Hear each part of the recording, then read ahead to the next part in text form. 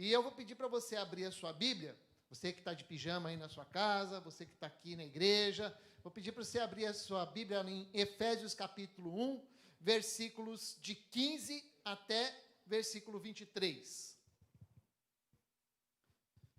Este texto chegou no meu coração na terça-feira passada, quando o Cristiano leu esse texto, eu falei assim, acho que é isso. E então eu comecei a lutar com esse texto. Confesso que eu tive algumas dificuldades, especialmente ali no finalzinho, nos versículos 21, 22 e 23. Talvez você não concorde comigo quando eu estiver falando aqui, mas você não precisa concordar. Você pode ouvir, filtrar aquilo que você entende que corrobora com a palavra. Enfim, você pode não concordar comigo, mas concorde com a palavra do Senhor, tá bom? Efésios capítulo 1, versículos de 15 até o versículo 23. Você achou? Quem achou, diga achei. Quem não achou, diga não achei. Então tá bom.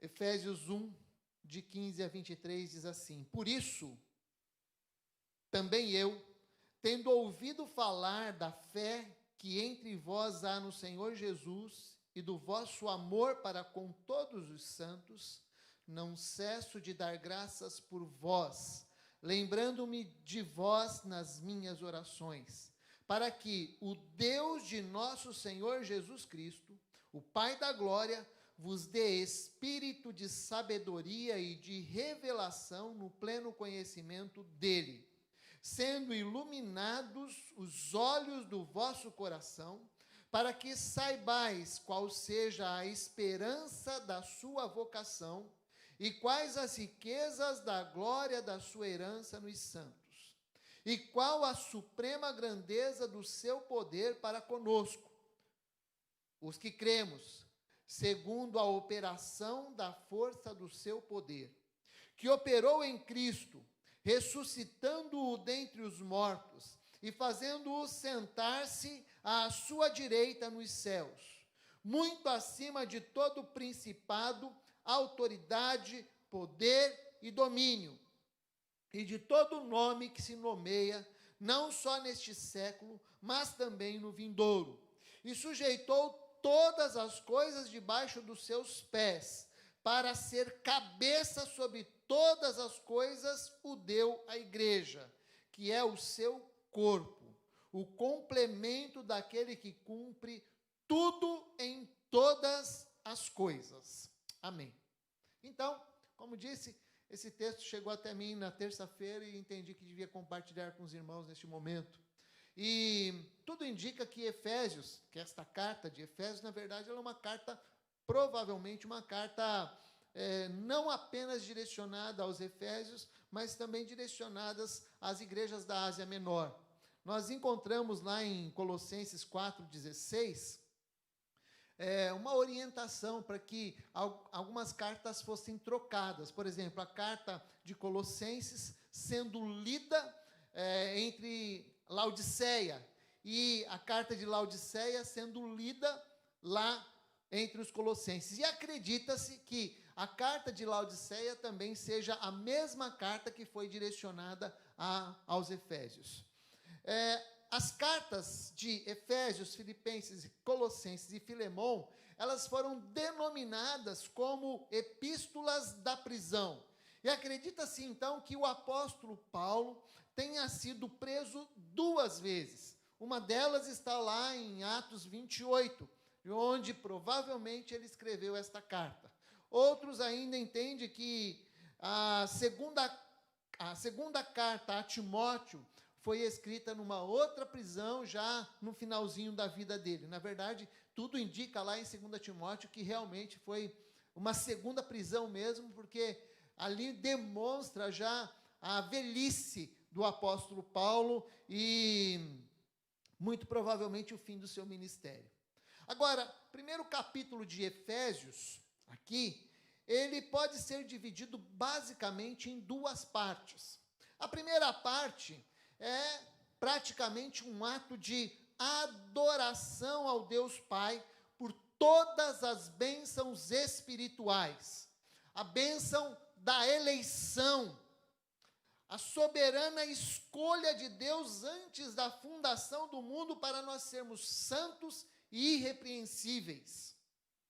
Depois, a bênção da adoção como filhos, por meio de Jesus Cristo.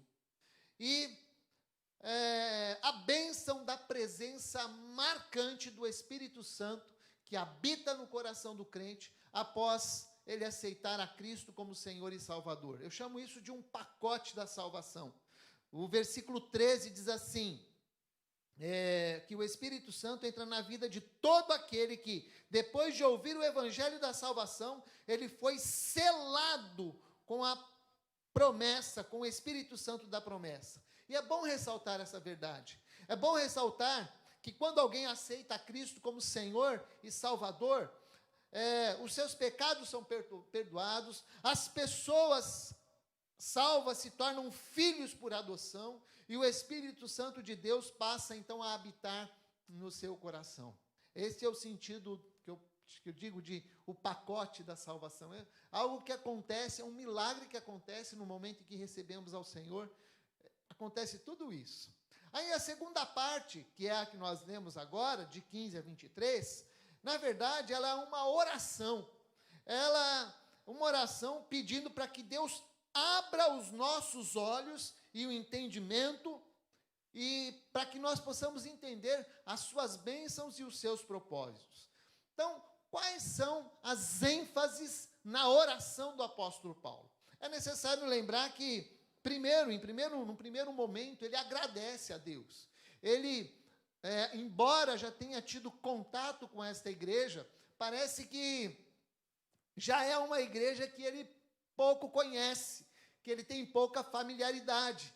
E ele diz lá no versículo 15, por isso também eu, tendo ouvido falar da fé que há entre vós no Senhor Jesus, e do vosso amor para com todos os santos. Então ele destaca aqui a fé e o amor daquela igreja.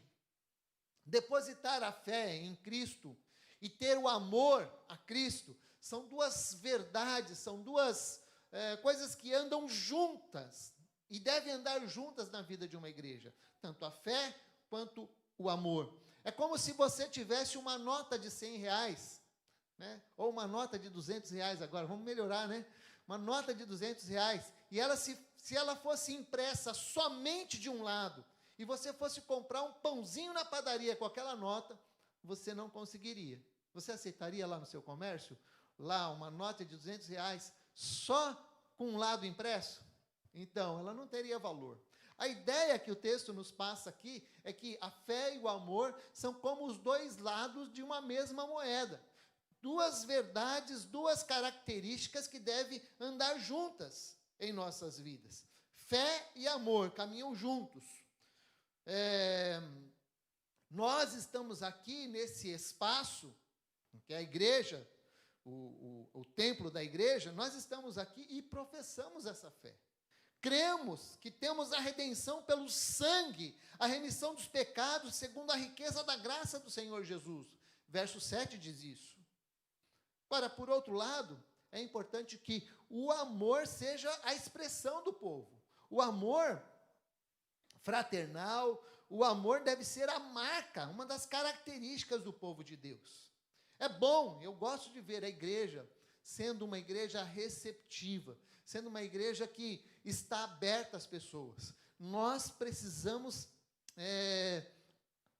viver essa verdade dia a dia. E se a igreja tem essa característica, e ela tem essa característica de receber as pessoas, a minha oração é que essa característica não se perca entre nós, mas que ela seja cultivada, que o amor seja cultivado. Melhor do que amar as pessoas como uma estratégia para alcançá-las, nós fazemos a opção de amar as pessoas porque Deus ama as pessoas.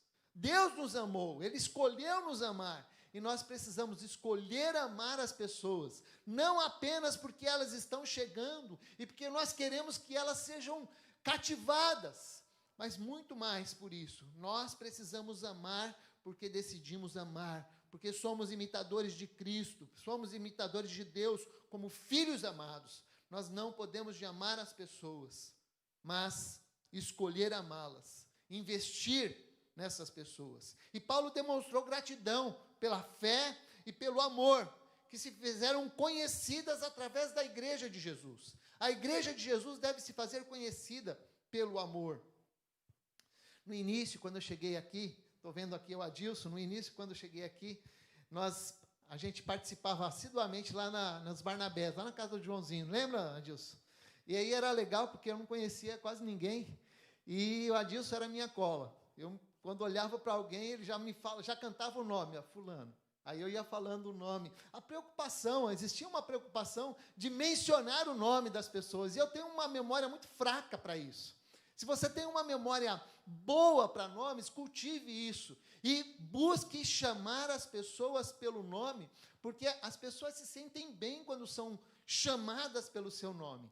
Então, se esforce para isso, e ore por mim e pelo Reinaldo, que não temos essa facilidade de gravar nomes, mas isso é uma maneira de mostrar amor, de mostrar interesse pelas pessoas. No entanto, a grande ênfase, então Paulo já destacou aqui a fé e o amor, mas a grande ênfase da oração de Paulo gira em torno da importância do conhecimento e da experiência em relação a 3 verdades que deveriam ser vividas por aquela igreja.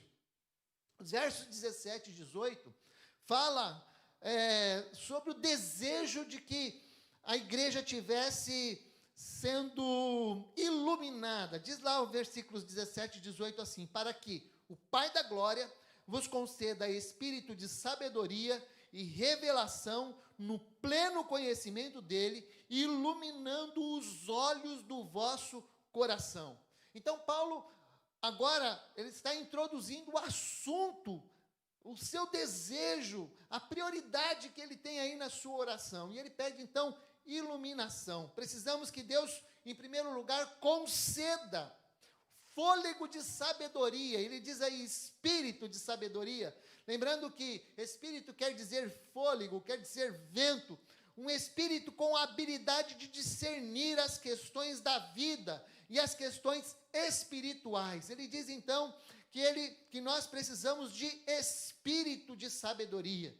Depois ele diz que nós precisamos ainda de revelação. E essa palavra revelação, que está descrita no texto, ela aqui mencionada no sentido de que seja tirado dos nossos olhos toda névoa, todo véu de ignorância que muitas vezes existe na nossa mente e no nosso coração. A escuridão deve ser removida dos nossos olhos, da nossa visão espiritual. Não sei se aqui nós temos alguém, ou que já teve, alguém com sintomas de cataratas. Eu tentei entrevistar minha sogra, que foi operada já há uns 5, 6 anos, e eu falei, qual é os sintomas, né? Ela falou, eu não me lembro, só que ela quase mencionou aquele texto, eu era cego e agora vejo, eu não me lembro de nada, eu sei que... Mas aí eu pesquisei, e os sintomas de cataratas é uma visão turva, embaçada, esfumaçada, causando dificuldade progressiva de se enxergar. E o apóstolo Paulo está fazendo exatamente esta oração, para que ele, a revelação, diz aqui o versículo 17, para que o Deus de nosso Senhor Jesus Cristo, o Pai da glória, vos dê espírito de sabedoria e de revelação, ou seja, que ele nos faça enxergar, que ele tire de nós toda e qualquer sintoma de catarata espiritual do nosso coração, para que nós possamos enxergar aqui, então, as 3 verdades que nós precisamos tomar posse, se assim podemos dizer. E essas são: esperança do seu chamamento, que é o conhecimento da esperança para a qual ele nos chamou, a riqueza da glória da sua herança, ou seja, as maravilhas da bênção que ele prometeu lá para o seu povo, e a suprema grandeza do poder de Deus, ou seja, como é grande o poder de Deus que age na vida do seu povo. Então, eu quero convidar você para, junto comigo, você olhar esse texto e entender as ênfases da oração do apóstolo Paulo. E a primeira ênfase que nós encontramos aqui está exatamente no versículo 18: sendo iluminados os olhos do vosso coração, para que saibais qual seja a esperança da sua vocação, ou então a esperança do seu chamamento, como está em outros textos. A oração então aponta para a importância de nós conhecermos, de nós experimentarmos o chamamento de Deus. Deus chamou. Deus chama o pecador. Aquele pecador que precisa se reconciliar com o Senhor. Lá no capítulo 4, se não me falha a memória, o apóstolo Paulo escreve que ele ministrou paz e nos trouxe para perto, nos trouxe paz com Deus. Pecador é aquele que está em guerra com o Senhor. É verdade que todos nós aqui, em algum momento, aceitamos a Cristo como Senhor e Salvador. Mas também é verdade que este aceitar a Cristo como Senhor e Salvador é uma resposta ao chamamento de Deus. Eu não sei explicar isso.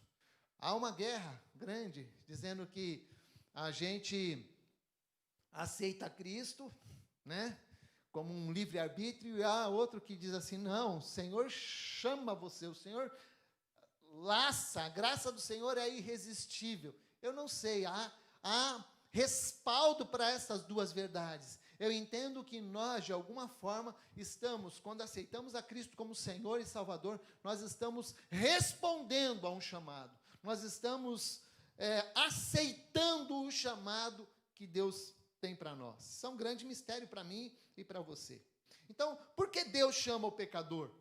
Romanos 1,6 diz que Deus tem chamado para pertencerem a Jesus Cristo. Nós somos de Jesus. Aquele que aceita Jesus como Senhor e Salvador torna-se de Jesus. Jesus é Senhor e nós nos tornamos servos dele. Deixamos de ser servos do pecado para ser servos do Senhor. Deus é fiel e chamou vocês para que vivam em união com o seu Filho Jesus Cristo. É o que diz lá em 1 Coríntios capítulo 1, versículo 9. Então, nós somos chamados à liberdade.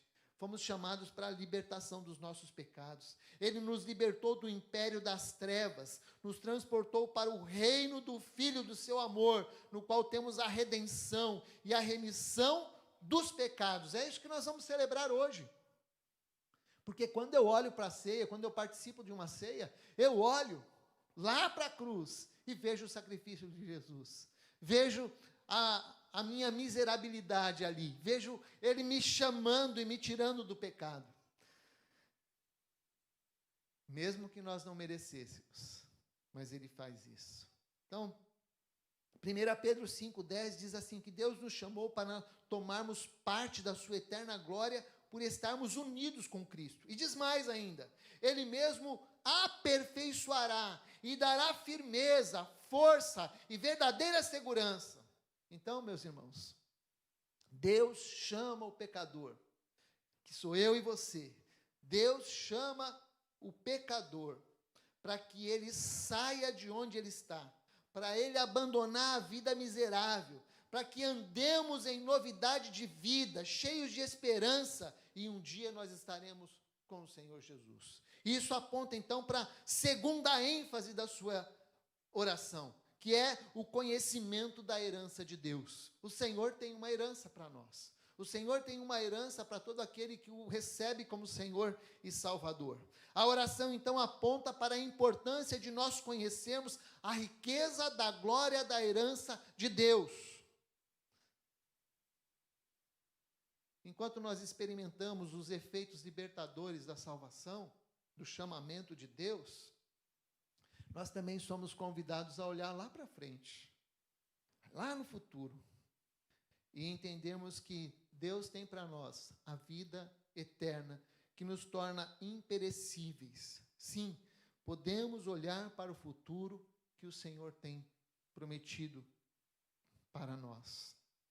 Nós não estamos aqui servindo ao Senhor como se fosse uma loteria. É certo que o céu existe, porque o Senhor diz, e nós cremos, e lá estaremos com o Senhor. Um dia, pela graça do Senhor Jesus, nós estaremos na sua presença, face a face. Qual é a certeza disso? Nós cremos na palavra. Filipenses 3, 20 e 21 diz assim: pois a nossa pátria está nos céus, de onde também aguardamos o Salvador, o Senhor Jesus Cristo, o qual transformará o nosso corpo de humilhação para ser igual ao corpo da sua glória, segundo a eficácia do poder que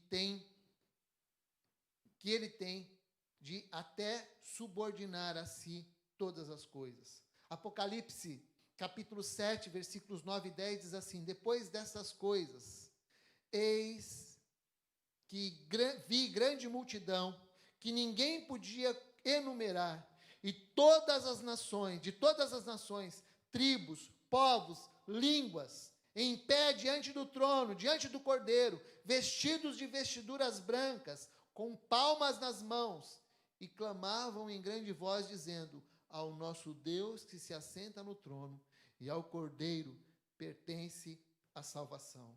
Diz lá ainda Apocalipse 21, versículo 4, que ele enxugará dos olhos as lágrimas, e não haverá mais morte, nem tristeza, nem dor, as coisas velhas já se passaram. Isto sim é o novo normal. Nós temos ouvido tanto esse negócio de novo normal. Isso vai ser o novo normal, meus irmãos. Nós estaremos com o Senhor, na presença do Senhor, face a face. E eu quero aproveitar para convidar você aqui, para a gente marcar uma ponta lá no céu, na pracinha principal do céu.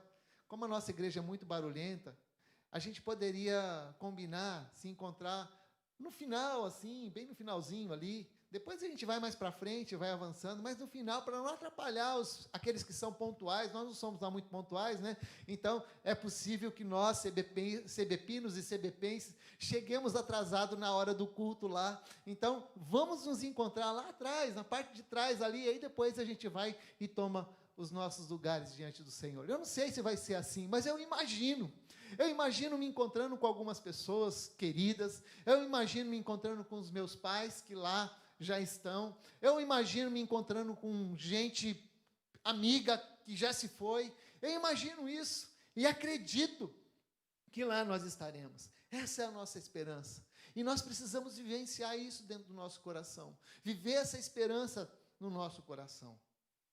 Terceiro lugar, a oração também aponta para a importância de nós conhecermos a grandeza do poder de Deus.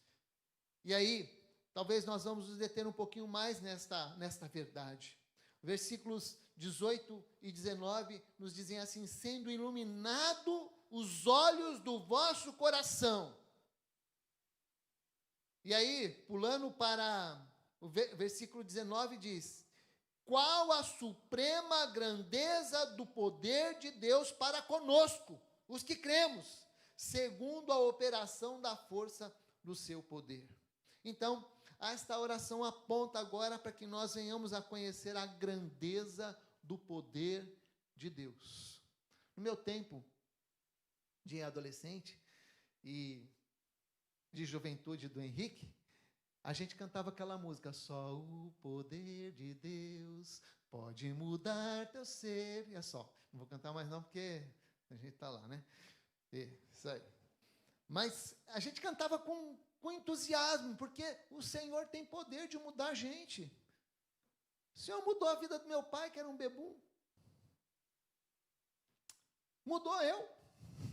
Tinha tudo para dar errado, né? O Senhor muda as nossas vidas. Então, iluminados os olhos do vosso coração para conhecer a grandeza do seu poder para com os que cremos. Poder, força poderosa de Deus, ação poderosa de Deus e completa de Deus. O poder de Deus que derrotou a morte e o inimigo é o poder que é concedido à igreja de Cristo. É o poder que ressuscitou Jesus Cristo. Nós não podemos derrotar a morte, mas em Cristo Jesus, todo aquele que crê, ainda que morra, viverá. Pelo poder de Cristo, pelo poder de Deus, Cristo foi entronizado em lugar de honra. Diz lá em Filipenses que Deus o exaltou sobremaneira e lhe deu o nome que está acima de todo nome, para que ao nome de Jesus se dobre todos os joelhos, nos céus, na terra, debaixo da terra, e toda língua confesse que Jesus é o Senhor, para a glória de Deus Pai. Então, o Senhor está sentado à direita do Pai. Ele está acima de qualquer autoridade espiritual, de qualquer demônio, de qualquer filosofia, da filosofia que hoje envolve o mundo em que nós vivemos. Ele está acima de todas essas coisas. E a palavra de Deus nos diz lá em 1 João 4,4, filhinhos, vós sois de Deus e tendes vencido os falsos profetas, porque maior é aquele que está em vós do que aquele que está no mundo. Gostaria de chamar sua atenção nesta hora, para que você pudesse entender que este poder que ressuscitou Jesus Cristo, que colocou ele como governante maior de todas as autoridades celestiais, acima de toda autoridade, força e poder, este poder foi concedido à igreja.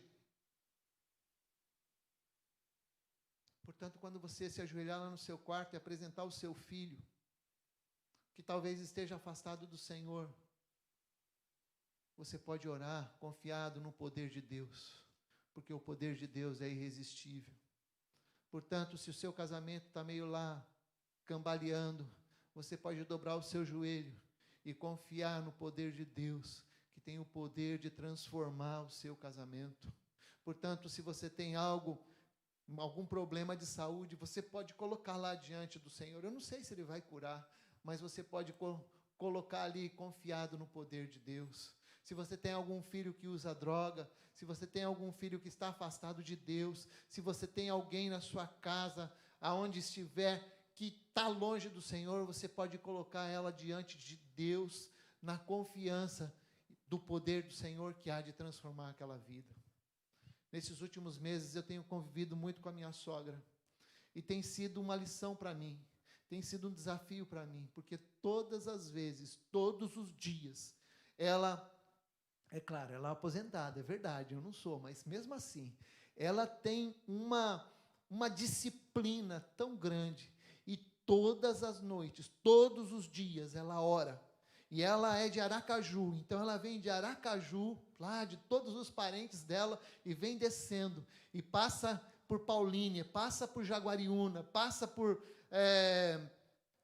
São Paulo, Santos, depois chega até Santa Catarina, e vai orando por todos os filhos, netos, todos aqueles que são parentes, todos aqueles que são próximos dela, a sua igreja, e vai colocando diante do Senhor, cada um, enumerando, nome por nome.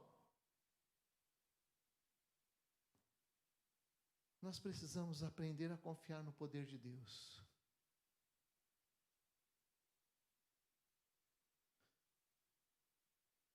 Posso fazer uma reclamação aqui, igreja? E uma preocupação, de coração mesmo, uma preocupação como igreja. Quando eu cheguei aqui em 2010, nós tínhamos uma roda enorme, nas reuniões de oração. Eram reuniões de oração, só de oração mesmo. E era muito grande o número de pessoas. Não era ainda naquela época o número de pessoas que deveriam estar aqui. Mas nós não temos tido uma igreja buscando ao Senhor, pelo menos juntos, nós não estamos fazendo isso como deveria fazer. Então, já que nós estamos iniciando o ano e tal, e sempre tem aquela palavra de incentivo, mais do que isso, gente, eu queria lembrar que nós precisamos buscar esse poder de Deus e confiar nesse poder de Deus e entender que quando nós estamos reunidos como igreja, o Senhor está no nosso meio. Então, igreja, para pensar nisso, nós precisamos orar mais e buscar mais ao Senhor. Eu preciso orar mais. Eu sei o quanto é difícil buscar o Senhor. Eu sei lá, às vezes acho que eu tenho algum problema de foco na mente, aí não sei como chama isso na psicologia, né? Mas eu começo a orar, de repente eu estou pensando em outra coisa. É difícil focalizar. Mas nós precisamos de disciplina. Há uma música do Atilano Muradas que diz assim: para orar é preciso disciplina, mas não é a disciplina que fará Deus responder. É verdade, eu preciso de disciplina. Preciso de alguma coisa nesse sentido. Este poder que ressuscitou a Cristo, este poder que colocou Cristo entronizado entre todos, este poder foi concedido à igreja. E os versos 22 e 23, como eu disse, eu tive um pouquinho de dificuldade com eles, e para ser sincero, eu estou passando para os irmãos aqui com uma certa dificuldade também. Mas os versículos 22 e 23 diz assim: Deus colocou todas as coisas, estou lendo na linguagem de hoje, tá? Deus colocou todas as coisas debaixo da autoridade de Cristo, e deu Cristo à igreja como o único Senhor de tudo. A igreja é o corpo de Cristo. Ela completa Cristo, a qual completa todas as coisas em todos os lugares. Pastor Israel Belo de Azevedo, pastor da Igreja Batista em Itacuruçá, se não me falha a memória, no Rio de Janeiro, ele escreveu um sermão e ele diz ali na sua palavra, ousadamente, algo que parece uma heresia, mas não é. Ele diz que Cristo completa a igreja e a igreja completa Cristo. Como disse, parece uma tremenda heresia. No entanto, é importante afirmar que Jesus escolheu a igreja para que ela seja o seu corpo. Então, quando a gente pensa nisso, por favor, não veja isso como uma heresia, mas entenda que Deus escolheu a igreja para que ela seja o seu corpo. Você já viu no filme, e eu também já vi, uma cabeça andando sem corpo. E já viu também, em algum filme por aí, um corpo andando sem a cabeça. Mas a gente só vê isso no filme. Porque não existe isso. E a cabeça, ela de certa forma precisa do corpo, para que ela coloque em movimento as suas ideias, os seus comandos. Por isso que eu gosto daquele cântico: somos os seus pés, somos as suas mãos, somos os seus braços, somos a sua boca, somos o seu ouvido. Deus quer usar a igreja para que outras pessoas cheguem a Cristo. Nós não podemos dar a salvação a ninguém, mas Cristo pode. E como igreja, nós precisamos levar as pessoas a Cristo, no poder de Deus. Atos 1:8 diz assim: mas recebereis poder ao descer sobre vós o Espírito Santo, e sereis minhas testemunhas, tanto em Jerusalém, como em toda a Judéia e Samaria, e até os confins da terra. A igreja tem o Evangelho de Cristo, que é o poder de Deus para a salvação de todo aquele que crê. Romanos 1,16. Posso tomar uma aguinha?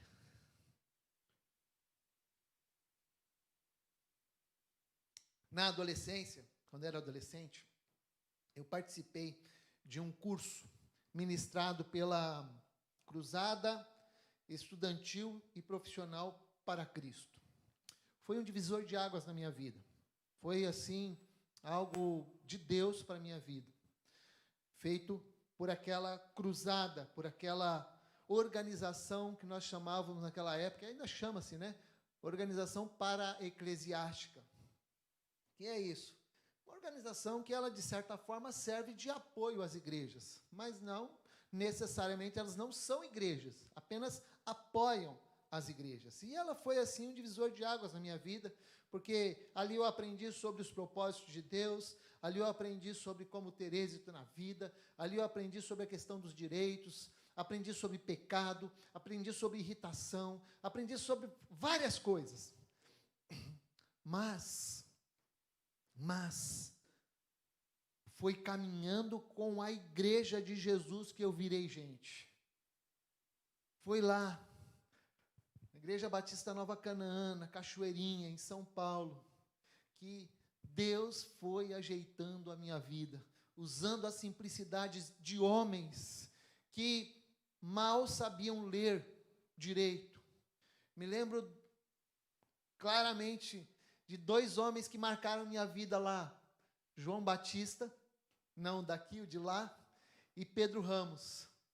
Eles, assim, muito simples, mas eles catavam a gente, levavam a gente para jogar bola.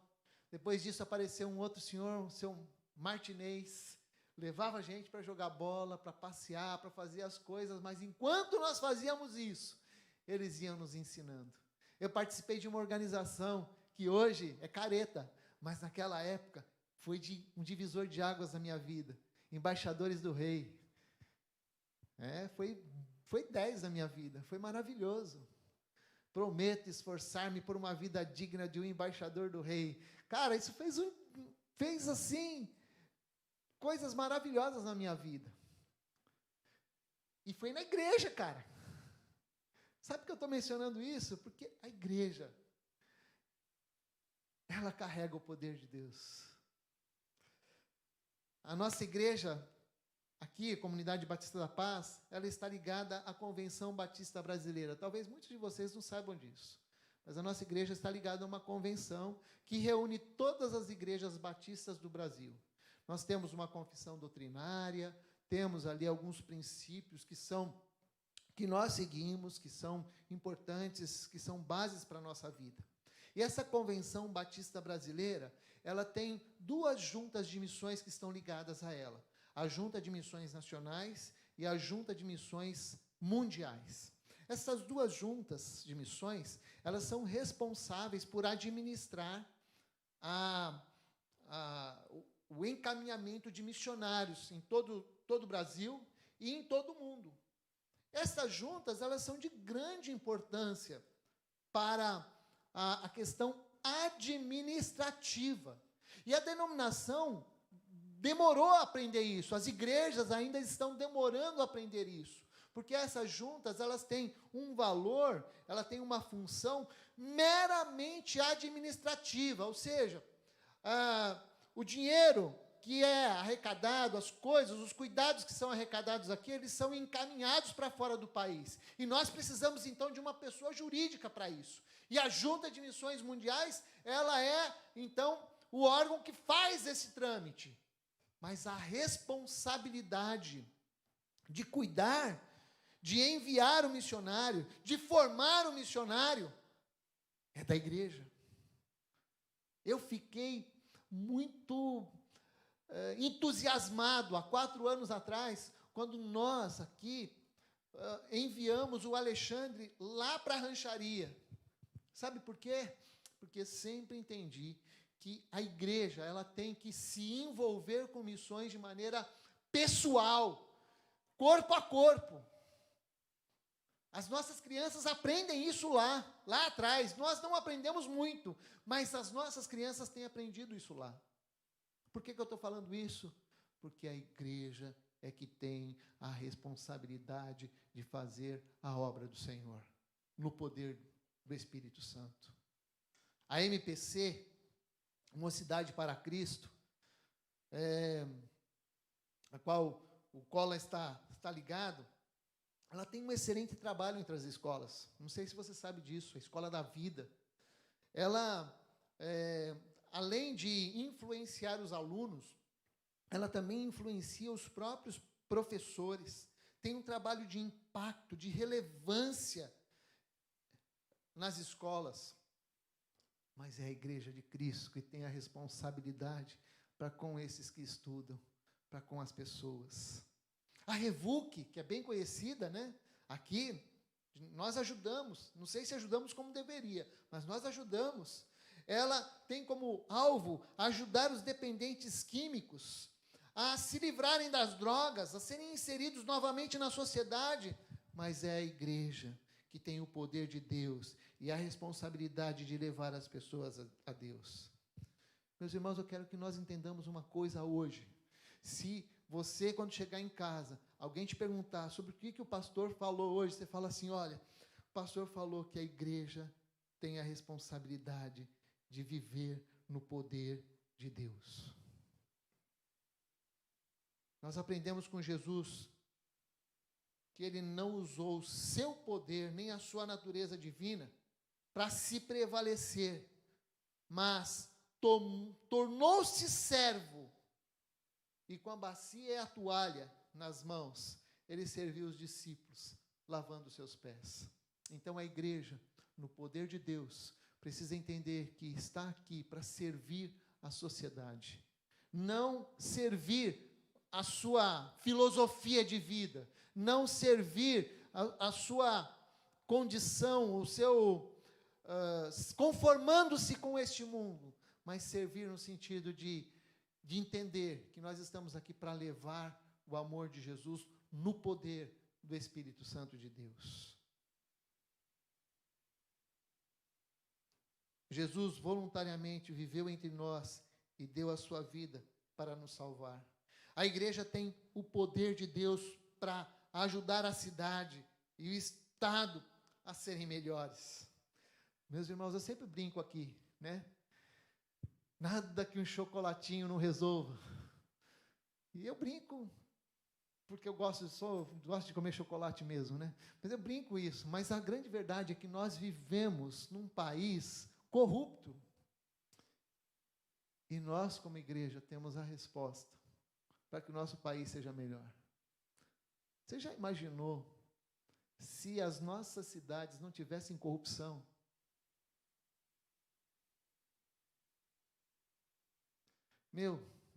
Você iria ser atendido num posto de saúde com um cafezinho, com chantilly, porque as nossas cidades poderiam ter os melhores hospitais, mas infelizmente há um grande ralo da corrupção que suga tantas coisas. A igreja, de alguma forma, tem a resposta para isso. Nós precisamos orar pelos nossos governantes. Eu preciso mais ainda. Preciso aprender a fazer isso. Nós precisamos orar pelos nossos governantes. Quando eu fazia seminário, eu aprendi com um dos colegas lá a orar assim: Deus, o nome dele é Ricardo Gutierrez. Deus, coloca vergonha nos nossos governantes.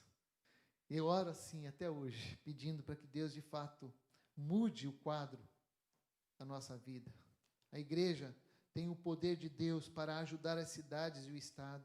A igreja tem a esperança, nós sabemos agora, a esperança do nosso chamamento. Você foi chamado para viver o melhor, eu já estou concluindo, tá? Para viver melhor, para viver em novidade de vida, porque nós pertencemos a Jesus. Nós fomos chamados para entender a riqueza da nossa herança. Nós não estamos aqui para ver o que vai dar. O time já ganhou, somos mais que vencedores por aquele que nos salvou. Então, nós temos a esperança do céu.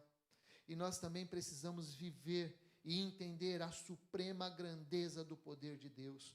Confiados no poder de Deus, vivamos uma vida na certeza de que fazemos parte do corpo de Cristo e que Ele é o cabeça, e a Ele nós devemos a nossa obediência. Oremos confiadamente na certeza de que o Senhor age. Quando nós orarmos por cura, quando nós orarmos pelas pessoas, por conversão, vamos orar confiando no poder de Deus. Oremos confiadamente na certeza de que Ele intervém nas famílias, intervém na saúde, intervém nos nossos medos, nas nossas ansiedades. E eu quero convidar você a se envolver com a igreja de Jesus, a perseverar na unidade, na diversidade. Deus quer usar as diferentes pessoas aqui, com seus talentos e dons, a cooperar para que a igreja seja acolhedora, para que ninguém fique de fora, a ser dizimista, a ser alguém envolvido com esta área da igreja. Quero convidar você a se envolver com uma célula, ajudando nas mais diversas formas, dentro da célula, porque ali na célula, gente, nós temos a grande possibilidade de alcançar pessoas, a integrar-se talvez em algum ministério, sei lá, em ação social, missões, ministério infantil, visitação. Você pode fazer parte, mais do que apenas participar de um culto. Você pode fazer mais, a desenvolver um tempo de oração pessoal, tanto na sua vida pessoal, quanto pela igreja. Então eu quero convidar você também a ler a palavra de Deus, a buscar a ajuda de Deus, a pedir para que Ele ajude a aplicar os seus ensinamentos na sua vida. Eu quero convidar você, para você viver isso, para nós vivermos isso como igreja. É mais do que vir aqui e participarmos de um culto. É mais do que nós darmos a nossa mão, é mais do que nós cantarmos e adorarmos. É confiar no poder de Deus. Meus irmãos, o Senhor tem mais para fazer por nós, sim. Eu não quero trazer aquela mensagem positivista, não é isso. Mas o apóstolo Paulo está dizendo assim, olha, este poder que ressuscitou Jesus é o poder que está com a igreja. Porque Cristo é o cabeça e a igreja é o seu corpo. Então, dentro deste convite, eu quero orar com você e pedir para que Ele aplique essa palavra ao nosso coração. Deus, obrigado por este texto que o Senhor nos dá, pela riqueza dele, Senhor, que talvez nós aqui não saibamos explorar como deveríamos. Mas eu quero te pedir que a tua palavra se aplique na vida desta igreja. Eu quero te pedir, Senhor, que nós vivamos mesmo na esperança da herança que nós temos. Vivamos, Senhor, em novidade de vida, por aquilo que o Senhor fez por nós. Vivamos, Senhor, no nosso presente, hoje, confiados no teu poder. Confiados de que o teu poder muda, transforma, intervém, muda o curso das coisas. Senhor, ajuda-nos a confiar no teu poder.